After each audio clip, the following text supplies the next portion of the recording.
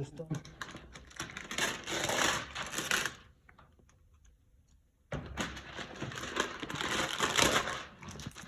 Una fuente de poder, que es fuente de poder GR Brust Balan Rouge, que por ahí dicen que está fea, pero según yo es de 5 años de garantía, 750 watts.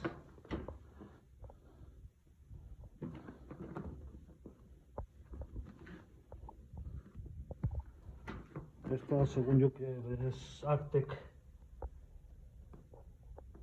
La fabrica Actec y yo siempre he usado Actec, entonces nunca se me ha quemado ninguna computadora ni nada por el estilo.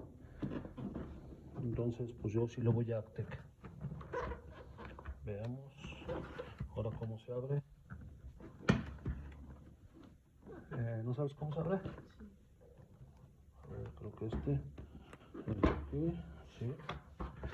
Así. Su garantía.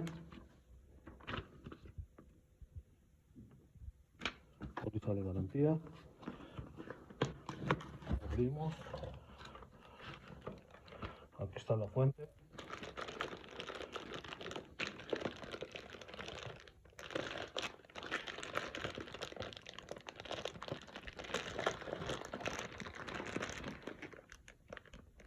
Está un poco durita.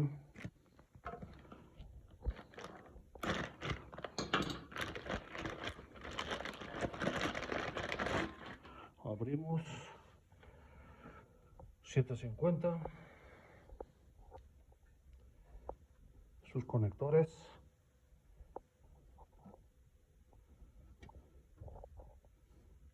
Vamos a ver qué más trae. Aquí tiene otra donde viene su cable de poder, cinchos y su cablería. Pues parece que está correcto.